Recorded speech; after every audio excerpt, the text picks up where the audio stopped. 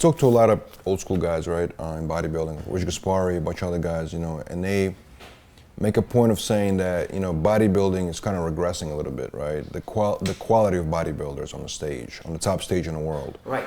And a lot of the younger guys call them haters and saying that no, it's better, or it's the same or better, If you take it from Lee Haney all the way to now, how do you think the bodybuilding went? Do you think it's regressing, or do you think it's getting better? I think it's regressing.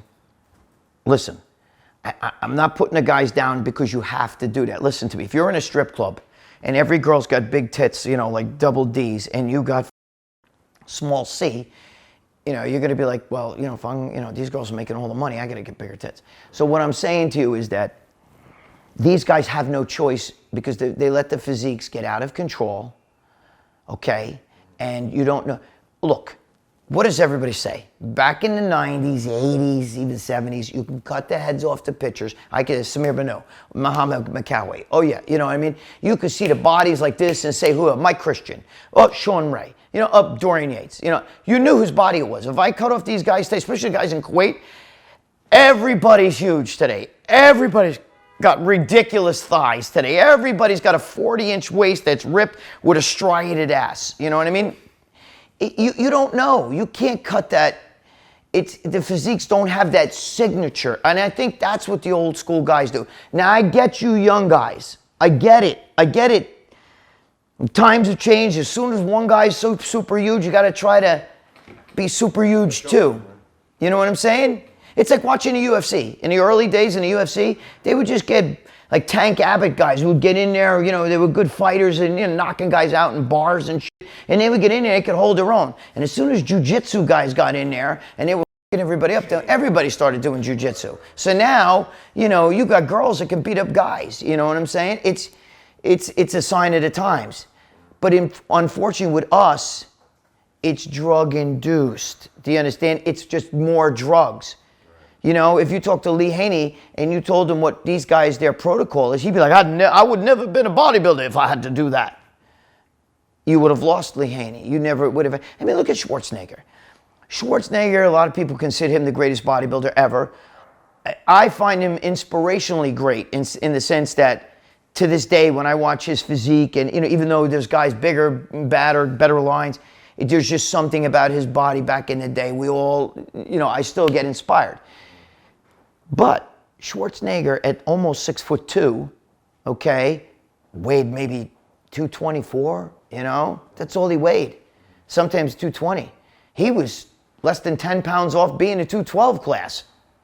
Today, I have a friend, Alessandro Savi, who's 5'1", he's 255. Gabish, you get what I'm saying? Listen, the Olympia in the 1970s had two classes. The over 200 and the under 200. Everybody was in the under 200. All the great bodybuilders you guys see from those days, Franco Colombo, Danny Padilla, all of them, Ed Corney, all those, they were all under 200 pounds. The Olympia, sometimes they had 4 or 5 guys that were over 200. The rest were all under 200. Okay, today, and they were way under 200. I mean, Muhammad McCoway was maybe 150 or 160 pounds. Same thing with Danny Padilla. I think he competed at 165, like that. Same. Colombo was like 168 pounds, 170 pounds. And then they did it overall, I think. Huh? And then they did it overall. Yes, then they did. You always saw Franco go against Arnold, and then Arnold won. But you got to remember, even Lee Labrada, who I thought had a phenomenal physique, and I know Lee, and I was there. I oiled him up to do a guest posing at my gym, at one of my shows. And I got to tell you something, his physique was beautiful, beautiful physique. And I don't think he was even 190 at the most. You understand? Today, that 190, you get bikini girls like that. So the conditioning is not as up to par, right? Like they have the size, but the conditioning's on there. I mean, yeah, they don't have like they didn't have sand under their skin. But is that really better though? Do you understand what I'm saying? Is that really, is that really a better look? Or you know what you got to do to get that? I mean, that can change in 5 minutes. I mean, these guys lay in their room and the guru comes to see them and they pose and then, oh no, I don't see the sand on your skin. Let's drop this, don't drink water, wear a Hatsu, run around the gym 3 times, whatever. I'm just saying, like, You know, those guys, that was a good condition. I never saw it. If you show Lila Brada's physique, even posing or just standing like this, Francis Benfato, guys like that, girls would go, holy shit, that's a beautiful body. You show them Big Ramy and you're like, you know what I mean? Like, no offense, Big Ramy. I like Big Ramy, okay? But what I'm saying is I'm using him as the huge mass monster. It's, you know, and most of these guys, they can't even attain the grain under the skin. You know what I mean? Like that grainy look. I think it's gone too far is what I'm trying to tell you. I don't think that having a striated should be the prerequisite of whether you should win the Olympia or not. There's beautiful physiques. You understand? Frank Zane didn't have a striated ass. Labrada didn't have a striated ass. And his physique almost beat Lee Haney one year. You know? Samir Banu, you know, bang, like this. Unbelievable, beautiful physique. What was he, in the 180s, 190? Tiny waist, not that, you know, he didn't have to have sand and look like this. You know, as a bodybuilding purist, I just think that it's crossed the line. What's next? A guy is going to be 350, 400 pounds. It's just going to start dying.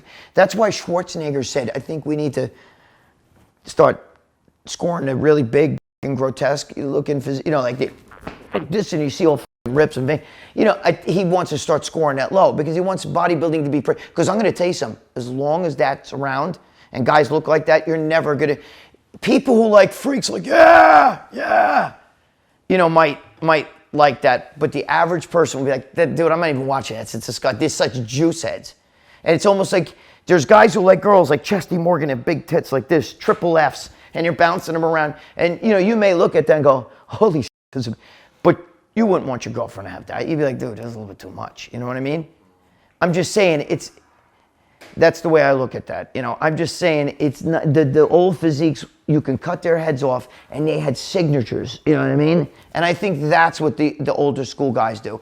I'm not putting the new guys down because if they're going to score, whoever's bigger, ripped, shredded, sand under their skin, shredded, if that's what they're looking for, then God damn it, that's what you have to do. So I get it. I understand, guys. I'm not putting that down.